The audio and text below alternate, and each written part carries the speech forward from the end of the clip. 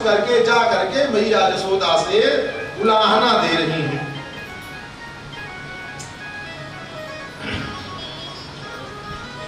अब क्या उलाहना दे रही हैं?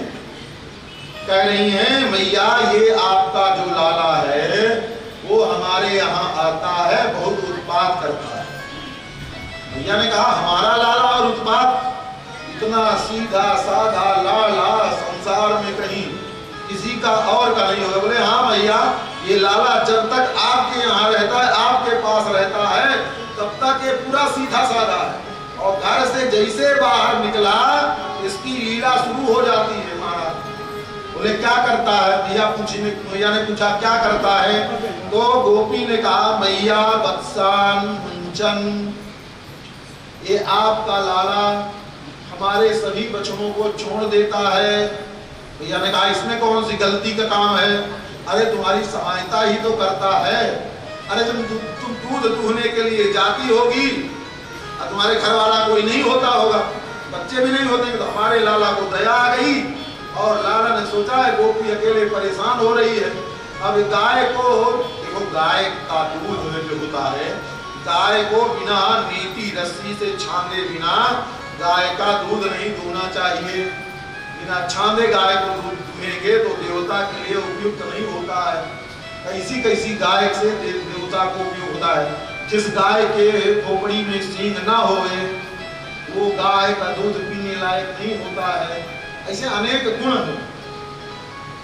अब आजकल गायों का माथा जो है पता नहीं क्या कर देते, सींगे नहीं निकलती, वो सब दूध बेकार, और भगवान के ले जाकर पूजा भी करो उससे तो भगवान उसको स्वीकार नहीं करेंगे। अब ठाकुर जी महाराज वो मैया ने कहा तब हमारा लाला तुमको हैरान परेशान होता देख करके अब गैया को छांदो कि बछड़ा बांधो, गाय को बांधो, तो हमारा लाला तुम्हारी सहायता करने के लिए बछड़ा छोड़ देता होगा, तो तुम्हारी सहायता ही तो करता है, इसमें कौन गलत बात है? तो गोपी ने कहा ना मैया, वत्सान मुंचन क्वचित असमय, भैया जिस समय बछड़ा छोड़ना चाहिए उस समय बछड़ा छोड़े तो ठीक है।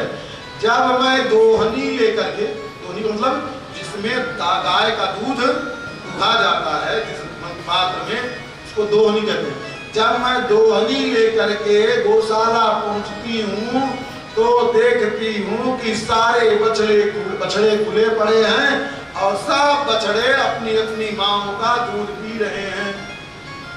और जब हम पहुंचती हैं तो सारा दूध तो बछड़े पी गए, और दूध लेकर के कहाँ जाओ? और दूध अब गाय को दूहती हैं, बछड़ों के बाद तो थोड़ा बहुत मिलता भले है, पर जो दूध मिलना चाहिए वो दूध नहीं मिलता। अब खाली दोहनी लेकर के जब घर जाती हैं तो सास सोटा लेकर के खड़ी रहती है। इतनी गायें हैं और दूध कुछ नहीं लेकर के आई, लगता ये बावरी हो गई है, गाय दूहने के लिए गई और बिना दूध करके आ रही है। तो यहाँ परेशान गौशाला में, और वहां गई तो सास आरती उतारती है। अब हम क्या करें? वत्सान मुंचन क्वचित असमय, देखो बात एक ही बोल रही है, पर एक एक बात, एक एक शब्द में एक एक कथाएं। फिर क्या हुआ? मैया ने कहा कोई बात नहीं है। मैया ने कहा ऐसा करो, जब लाला कभी ऐसा कर देंगे तो वो क्रोध में आकर के डांट दिया करो। कोई बच्चा जब गलती करे तो हमारा बालक आपका बालक सबका बालक एक है, डांट दो लाला को ऐसा गलती करता है। बोले हाँ मैया वो भी करके देखा, मैंने क्रोध करके लाला को डांटा तो क्रोध संजात आशा, और जैसे हम क्रोध करके डांटती हैं तो ये दिखाता है अंगूठा, ले सखी टीली झप। अब मैया जब आपका लाला ऐसे करता है, अब जब ये टीली झर करके भागता है तो अब क्रोध कितनो क्रोध किए रहो अपने को हंसी आ जाती है। अब मैया क्रोध संजात आशा। और भी दूसरा, मैया हम जब क्रोध करती हैं तो हमारे कितने भी क्रोध करने पर ये तो हंसता है।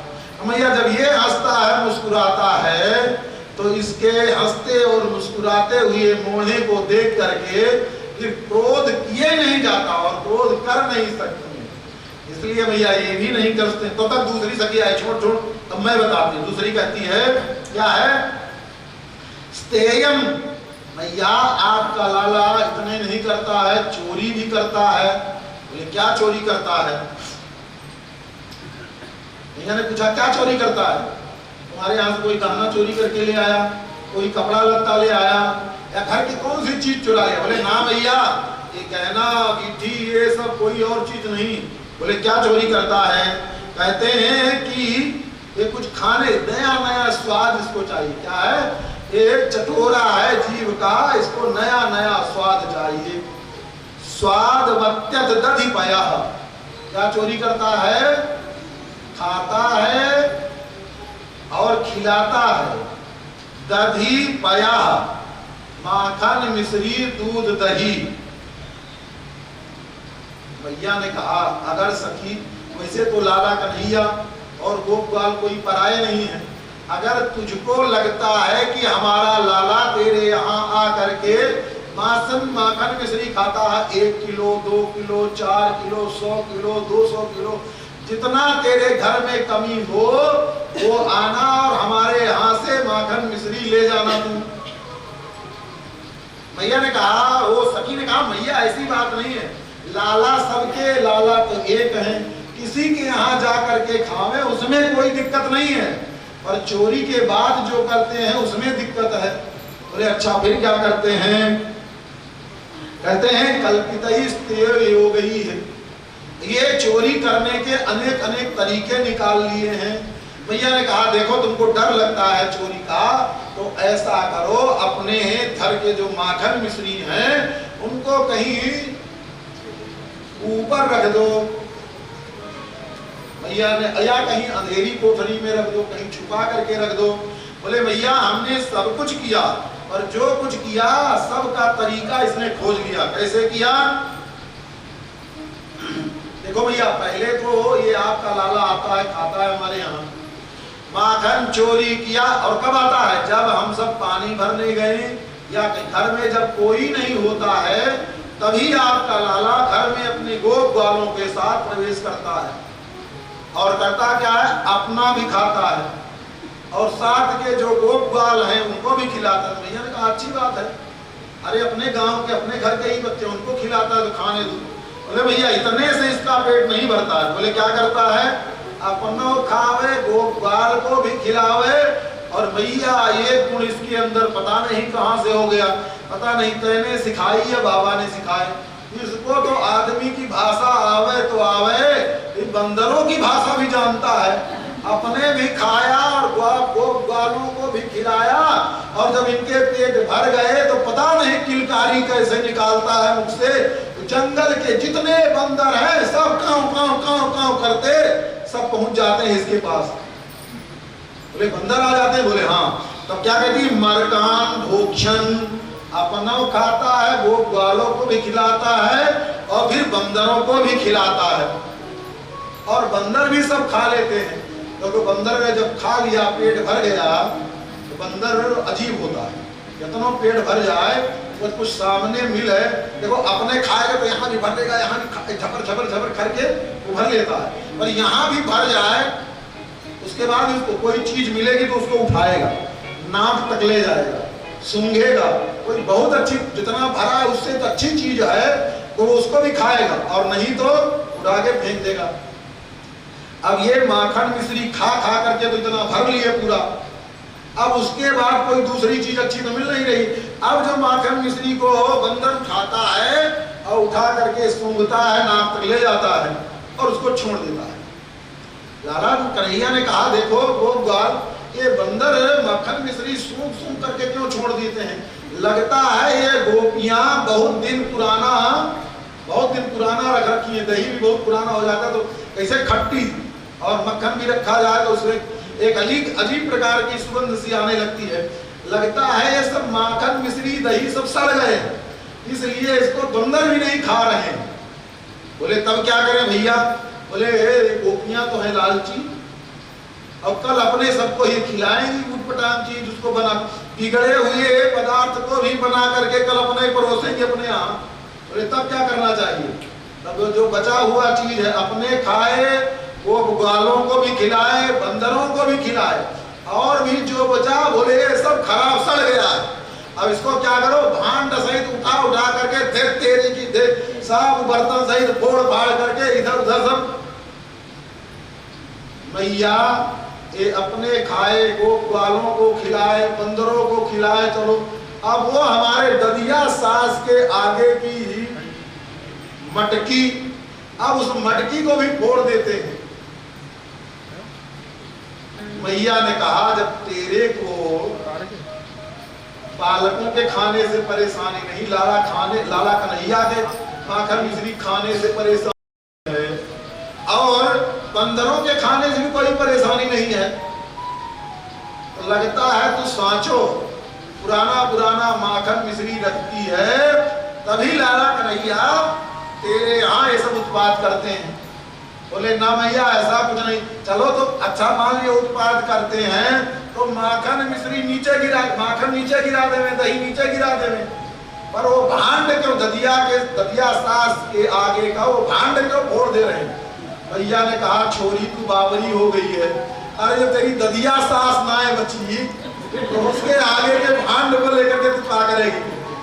तब उसके पास भी कोई उत्तर नहीं, वो भी बेचारी शांत हो गई। कहते हैं मरकान भोक्षण विभजति सा चेन्नाति भांडम भिनस्ति, जब नहीं खाते पेट भर जाता है तो जो भांड है उसको भी उठा करके फोड़ देते हैं। मैया ने कहा ऐसा करो, बहुत दुख तकलीफ होती है, बहुत ऊंचाई पर रखो। बोले ठीक है, या कहीं छुपा करके रख दो, लाला को न मिले। बोले हाँ भैया वो भी कर देंगे। द्रव्यालाभे सगृह कुतो या तो पक्रोश कोकान। मैया एक दिन मैंने जतन करके इतना जतन किया कि लाला और गोपाल को पता नहीं चला माखन मिश्री कहाँ रखी है। आए पूरे घर में खोजा और उनको मिला नहीं। मैं तो चली गई थी जल भरने के लिए, और पूरे घर में धमा चौपड़ी कर दिया, इधर से उधर मटका भी इधर, ये भी उधर सब जगह देखा, कहीं नहीं, सारे घर की सामग्री सब अस्त व्यस्त कर दिया, कुछ नहीं मिला। जब नहीं मिला तो मेरा छोरा चरपैया पर सो रहा था, मेरा लाला चरपैया पर सो रहा था, और मुझको देख लिया, एकदम मैं दरवाजे पर आ गई। जैसे ही मुझको देखा, भाई खोजने में ज्यादा देर खोजने में समय तो व्यतीत हो जा रहा है, मैं जैसे ही घर पर पहुंचने को हुई वैसे ही सोते हुए मेरे लाला को जोर से चकुटिया काटा, और काट करके जात पर क्रोध थूका। वो हमारे बच्चों के ऊपर क्रोध दिखाता है, और बच्चों को ऐसी चुटकी काटता है कि पूरा दिन बैठ करके तो इस बच्चे को चुप कराने में पूरा समय व्यतीत हो जाता है। ऐसे आपका लाला करता है। और भैया मैंने एक सब गोपियां अलग अलग आकर के बता रही, मैंने भैया अपने यहाँ रख दिया कि लाला हाथ न पहुंचे, हस्तग्राहियो, जहां हाथ न पहुंचे ऐसी जगह रख दिया। तो क्या किया इन सब ने, एक ग्वाल के ऊपर दूसरे ग्वाल, दूसरे के तीसरे, तीसरे के चौथे, और चढ़ करके निकाल लिया। भैया ने सोचा और ऊंचा कर देना था, ये छोटे बच्चे ज्यादा ऊंचा थोड़े हो पाएंगे, छोटे छोटे नन्हे। बोले हाँ भैया उसको भी मैंने कर दिया। बोले फिर क्या किया, वो घर में रखा हुआ था ऊखल, घर में रखा हुआ था ऊखल, और उस ऊखल को ढरकाते है तो बहुत बड़ा होता है भाई, जिसके घर में धान कूटना होगा वो खली में बड़ा सा ऊखल बड़ा होता है। अब उसको ऐसे ढनकाते ले आए, और जहाँ वो ठीके पर ठीका होता ना, जहाँ ठीके पर हंडी रखी हुई थी वहीं ले आकर के खड़ा कर दिया, और उस पर चढ़ गए, और चढ़ करके बड़े प्रेम से भैया अब हंडी में हाथ डाल करके निकाल के माखन मिश्री खाते हैं। कितना उपाय करें हम, कोई उपाय इनसे रहा नहीं जाता। कहते हैं हस्तग्रायो रचयत विधिम पीठ को लूखलाद्यई, और उखले नहीं, अगर उखल से भी ज्यादा ऊंचा है तो उसके ऊपर एक तीरा, तीरे के ऊपर दूसरा, दूसरे के ऊपर तीरा, ऐसे जमाते हैं कि जब तक वहाँ टीके तक पहुँच न जाए तब तक चैन इनको नहीं पड़ता है। और मैया क्या और क्या हुआ? भैया और तो और क्या बताएं, ये आपके लाला मान लो किसी दिन इसके भी न पहुंचे तो जो गांव में एक होती ना बड़ी सी डंडी होती है, जतून तोड़ने के लिए होता है ना, काटने के लिए जतून काटने के लिए बड़ा सा बांस होता है, भैया उसको लेकर के आते हैं और ले आकर के नीचे से ऊपर लगा हुआ है, टंगा हुआ है भांड, और धीरे से नीचे से टुक टुक टुक, एक तो वैसे मिट्टी की, एक तो मिट्टी का बर्तन, और वैसे भी और उसमें भरा हो दूध दही, और दूध दही के कारण वैसे भी पूरा गीला रहता है, टूटे भले ना पर वो कमजोर तो रहता है, सूखा मजबूत रहता है, और दूध दही के कारण जो गीला होता है कमजोर होता है। ऐसा निशाना लगा करके मारते हैं भैया, उसमें एकदम छोटी सी धार बनती है, छोटी सी धार बनती है और सीधे आती है, और सब कमर पर हाथ रख करके और मुंह लगा करके ऐसे गिरती हुई धार को पीते हैं।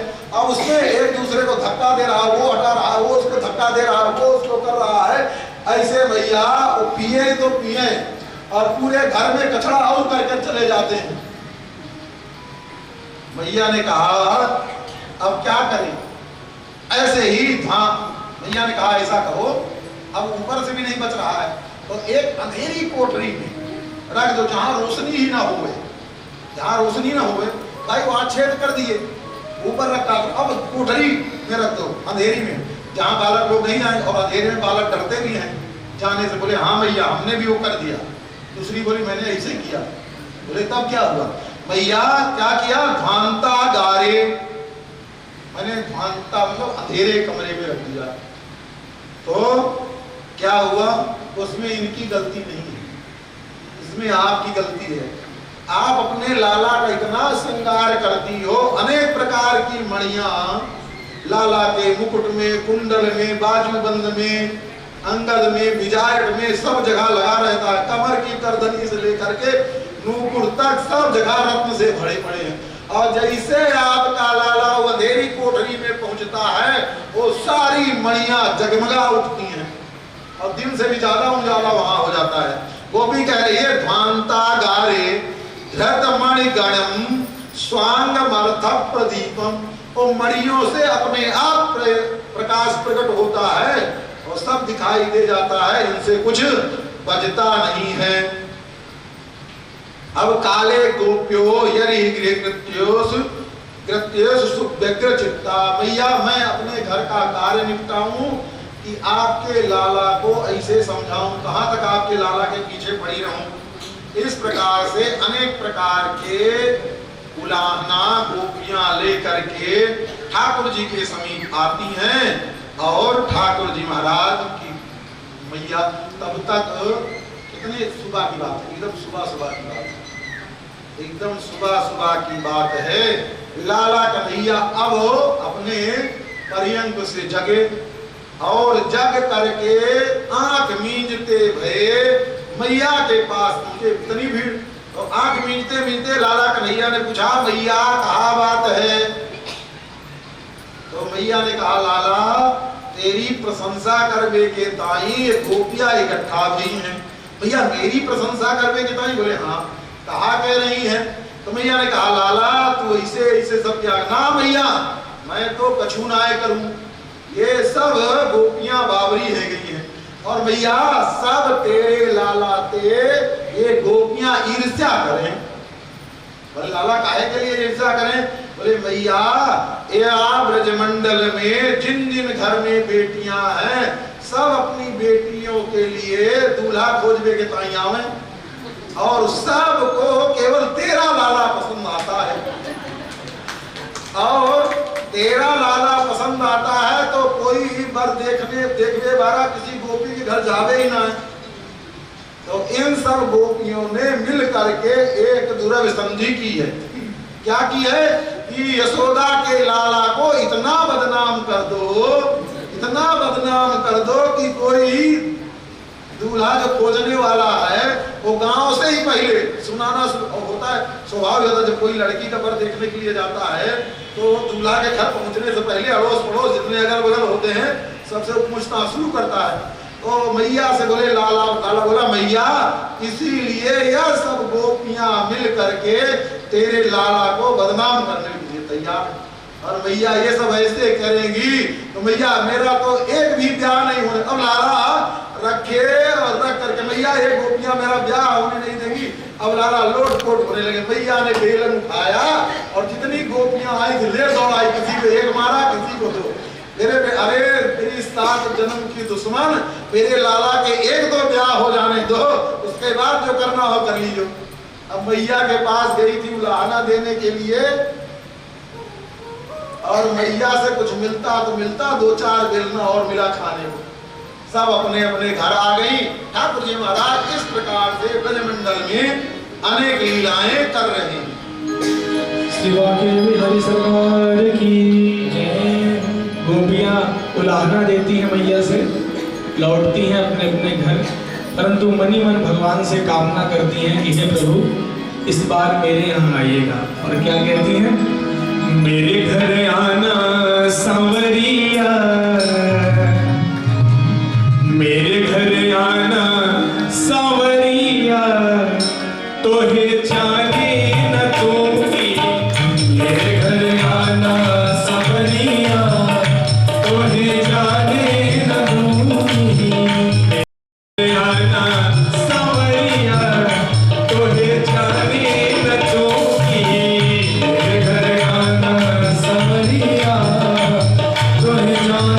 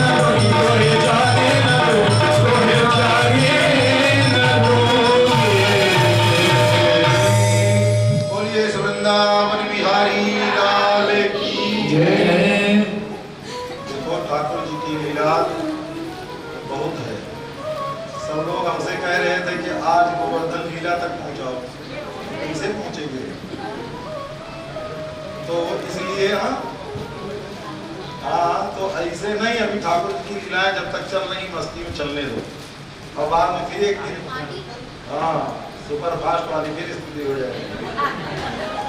तो अभी ठाकुर जी महाराज देखो, एक दिन की बात है, ठाकुर जी एक गोपी के यहाँ पहुंच गए। एक गोपी के यहाँ पहुंचे ठाकुर जी, देखा उसके घर में सुबह सुबह पूरे घर में बंधनवार लग रहे हैं, सजाया जा रहा है सब। ठाकुर जी ने जब गोपी सखी कहाँ बह रहे हो, तो गोपी ने कहा देखो लाला, आज हमारे घर में गृह प्रवेश है। बोले गृह प्रवेश क्या हो गए? बोले जब नूतन घर निर्माण हो गए, जब नए घर में कोई जावे तो वह घर में जावे को गृह प्रवेश करें। बोले तब क्या होता है? बोले पंडित जी आवेंगे, आ करके वास्तु देवता का पूजन करेंगे और पूजन करके फिर नए घर में प्रवेश करेंगे।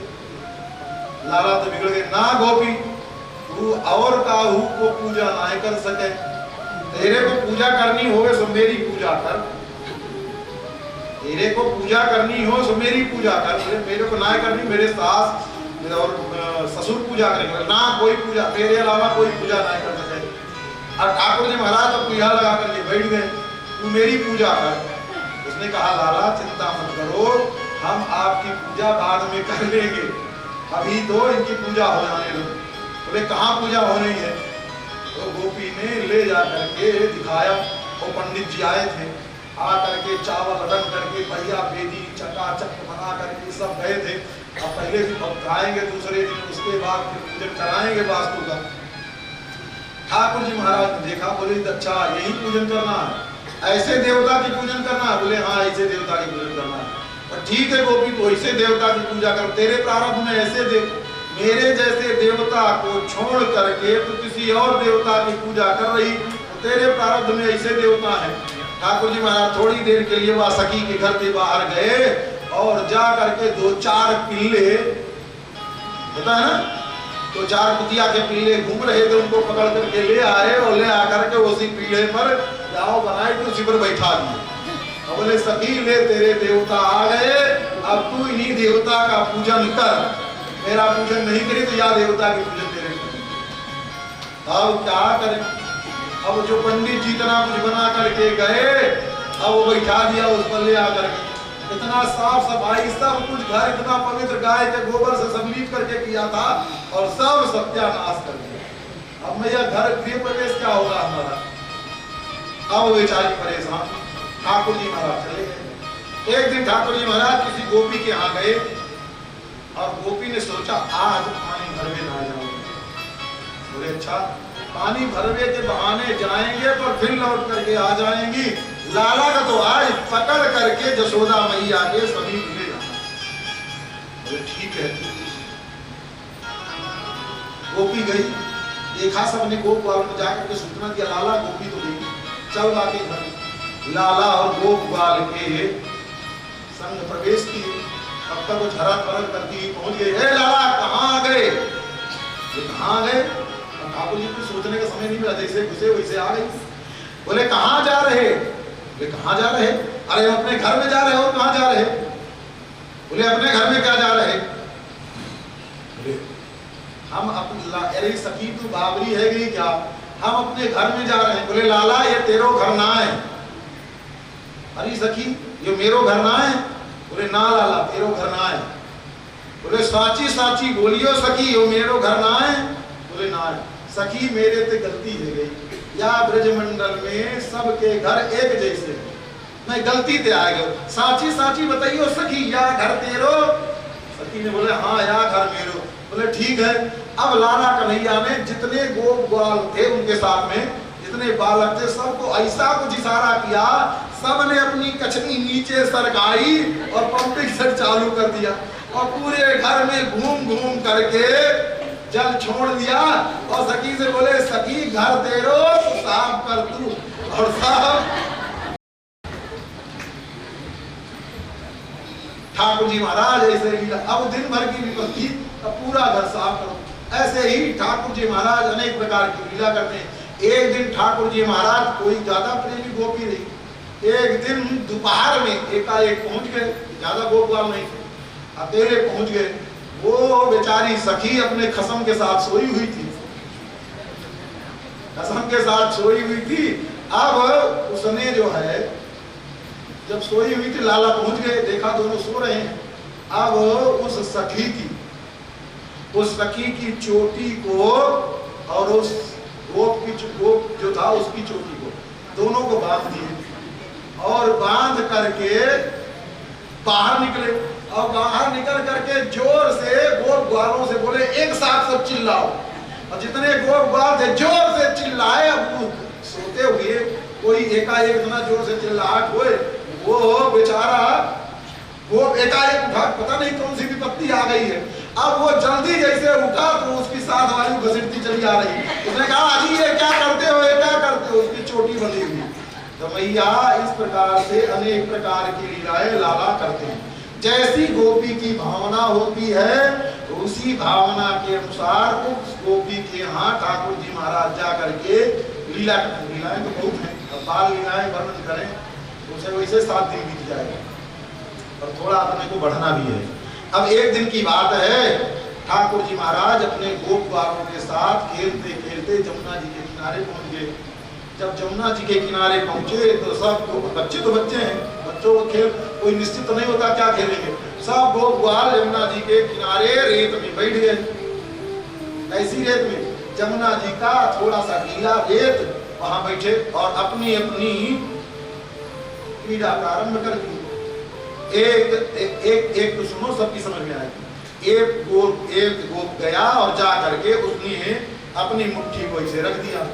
मुट्ठी रख करके गीला रेत बालू जमुना जी का उसको ले आकर के पटापट पटापट पटापट चारों करके मट्टी को, गीले रेत को, और थोड़ी देर उसे में हाथ रखा, धीरे धीरे धीरे धीरे धीरे इधर से पीट दिया। अब हाथ तो अंदर है, गिरेगा नहीं। थोड़ी देर में जब हवा के झोंके से वो सूखा तो उसने धीरे से अपना हाथ उसमें से निकाल दिया। अब अंदर एक अच्छी सी जगह। लाला ने पूछा, लाला क्या कर रहे हैं? बोले नूतन घर बना रहे हैं। अच्छा घर बना रहे? बोले हाँ। बोले इतना छोटा घर? बोले भैया हम गरीब गुरबा है, हमको तो छोटे घर चाहिए, कुटिया में रह लेंगे। बोले ठीक है रह ले।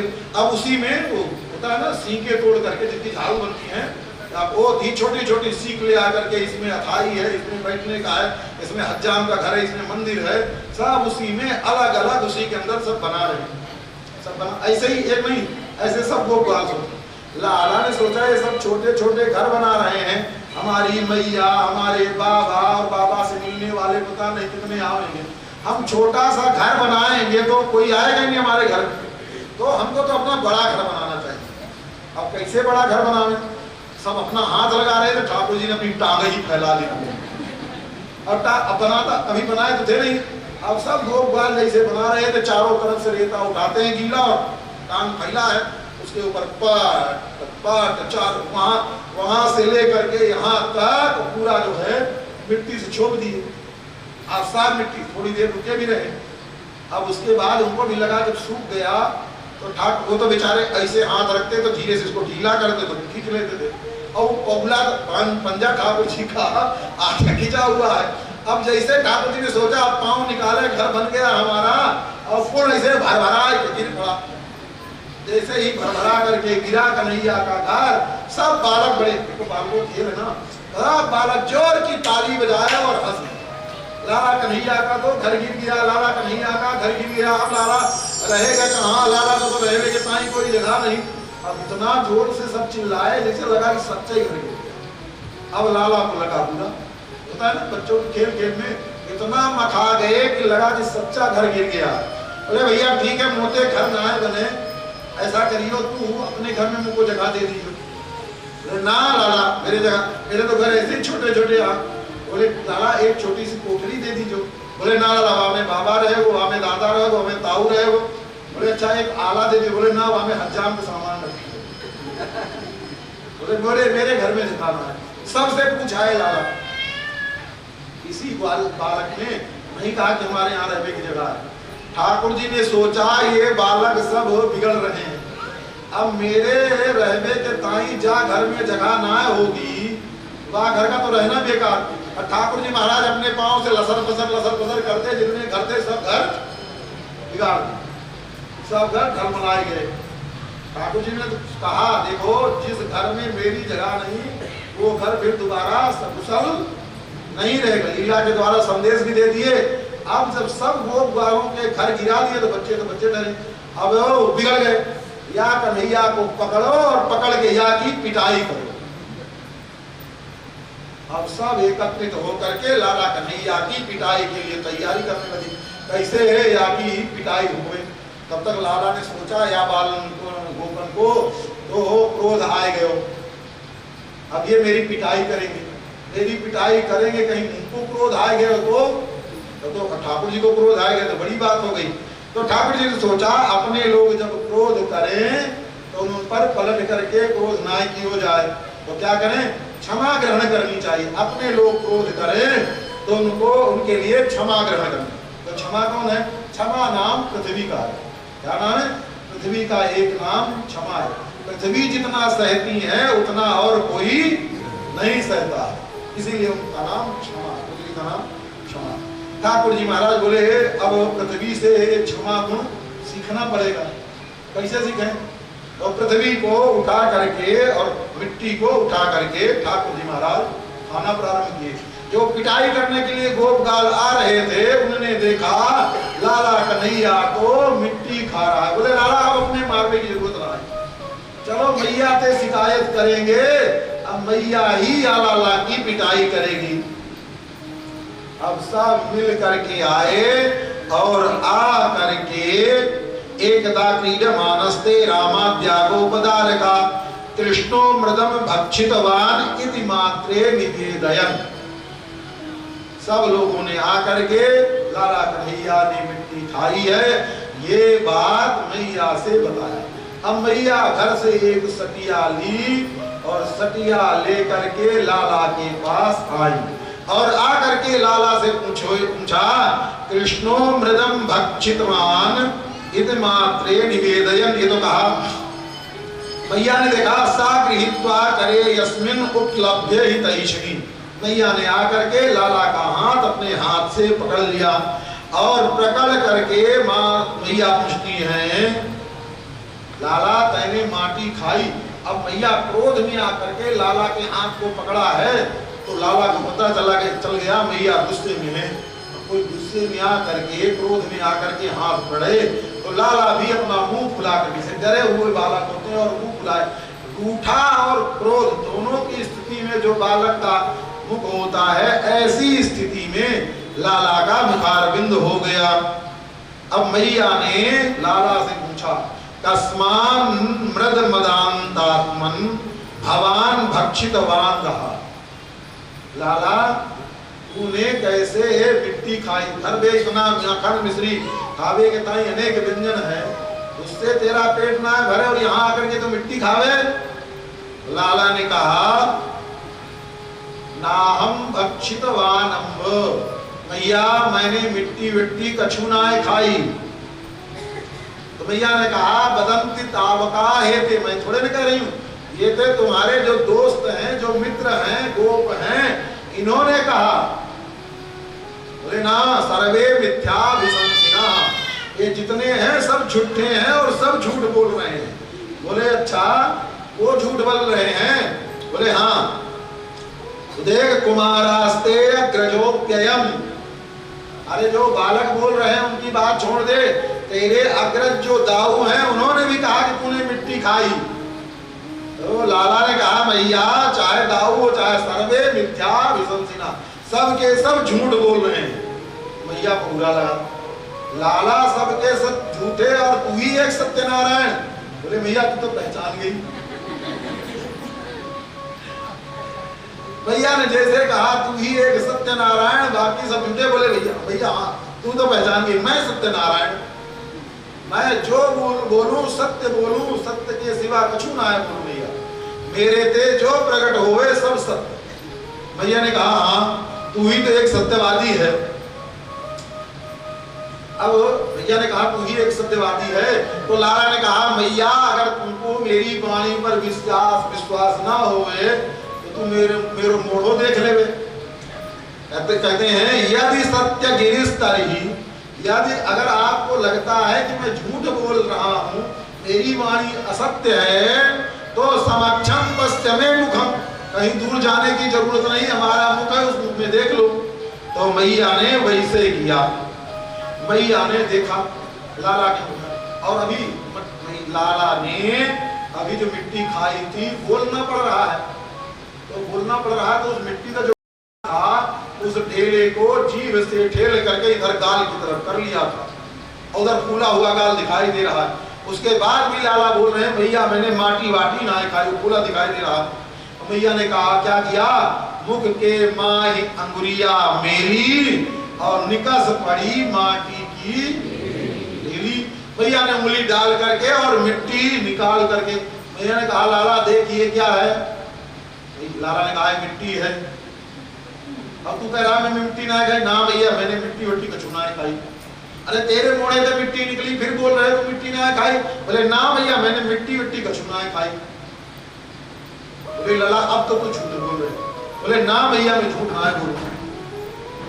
भैया मैं झूठ ना बोलूं, तुमको मेरी बात समझ ना आवे तो मैं क्या करूं। बोले अच्छा तू इतनो बड़ो विद्वान है कि तेरी बात ना समझ में आवे। बोले हाँ भैया ना समझ में आवे। बोले कैसे ना समझ में आवे। देखो भैया कोई खाते खाते, कोई पीते पीते, कोई खाते खाते, कोई पीते पीते, कोई किसी की बात सुने तो बात अच्छी तरीके से समझ में ना आवे। तो मेरी वाणी तो वैसे वेद वाणी है, वेद वाक्य है। अब कोई खाते पीते वेद वाक्य को सुनेगा तो उसको समझ में नहीं आएगी। मैया ने कहा लाला मैं कौन खा और पी रही, मैं ना तो कुछ खा रही न पी रही, फिर मेरे को बात क्यों समझ में नहीं आ रही। मैया देख तू खा तो ना रही पर पी रही। बोले क्या पी रही। बोले देख भैया समझ थोड़े। बोले ठीक लाला बता। देख भैया सबके मुंह में रसना होवे। बोले हाँ हो। जीव सबके भैया जीवा होवे। बोले हाँ जीवा होवे। और किसी की जीवा ऐसी ना हो जो रसीली ना होवे, वहां से रस ना टप क्यों करे। बोले हाँ लाला सबकी जीवा से रस टप क्यों करे और वह रस को सब पीबते रहे। बोले हाँ लाला साहब अब जब उससे रस निकलेगा तो सब पिएंगे। बोले मैया तू वह रस को पीबती पीबती मेरी बातन को सुन रही, या ते तेरी मेरी बात को तेरी समझ में ना आवे। बोले जा लाला तू कितना भोरा ठहरा। भैया मैं भोरा। बोले हाँ। बोले देखो अंदर की चीज अंदर ही अंदर लेते हैं तो उसको खाना पीना नहीं कहते हैं। मेरे मोढ़े के अंदर मेरी रसना और वही अंदर वाली रसना जो जल प्रकट कर रही है उसको हम पी रहे हैं तो उसको खाना पीना नहीं कहते। बोले भैया यही बात तो मैं भी इतनी देर से कह रहा हूँ पर तेरे को मेरी बात समझ में नहीं आ रही। बोले नहीं समझ में आ रही। बोले समक्षम पश्चिमे मुखम, और ऐसा करो हमारा मुख देख लो। बोले ठीक है मुड़ा दिखा। लाला ने अपना मुंह खोला। अब लाला जैसे मुख खोला वैसे ही लाला के मुख में सारा ब्रह्मांड दिखाई दिया। अब ब्रह्मांड अनेक ब्रह्मांड दिखाई दिए। उसमें से एक ब्रह्मांड पर मैया की दृष्टि गई। उस ब्रह्मांड में देखा 14 भुवन है। 14 भुवन में एक पृथ्वी भी है और उस पृथ्वी में अब मैया को अनेक पर्वत अनेक देश दिखाई दिए। फिर उन सब में दिखते दिखते पहुंच गया ब्रजमंडल दिखाई दिया और उस ब्रजमंडल में दिखा गोकुल और फिर गोकुल में दिखा मैया लाला के समीप बैठी। मुख में दिखाई दे रहा है मैया लाला के समीप बैठी, लाला के कान पर हाथ पधराई है और सटिया लेकर के लाला से पूछ रही है क्यों लाला तुमने मिट्टी खाई। तो वहां भी लाला बोले ना भैया मैंने मिट्टी विट्टी कछु ना खाई। तो बोले कैसे मिट्टी ना खाई।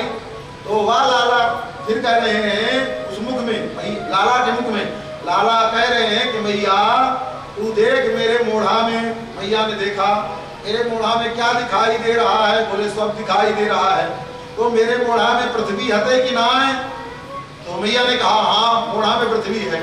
तो मैया जैसे तू कह रही कि अंदर की चीज अंदर अंदर लेने में खाना पीना नहीं होता है तो वो सारी पृथ्वी जब मेरे ही अंदर है तो अंदर की चीज अंदर हम ले रहे हैं और फिर उसके बाद हम कह रहे हैं कि मैंने माटी ना खाई। तो कहाँ से मैंने झूठ बोल दी। अब मैया को तो बात समझ में आ गई। मैया ने कहा जा लाला, मेरी बात तेरी बात मेरे को समझ में आ गई। अब उस मैया ने लाला ने वहां मुख बंद किया, पूरा सब बंद हो गया। अब इधर लाला ने फिर मुख बंद कर लिया। मैया ने सुना तो सब, दिखाई भी दिया। अब मैया को तो कुछ समझ में नहीं आ रहा। मैया इधर देख रही उधर देख रही, खोपड़ी नहीं काम कर रही, अपने नेत्र को मला और फिर तुरंत अपने लाला को कुछ समझ में नहीं आया, लाला को अपनी गोदी में उठाया और ले करके महल की ओर चली।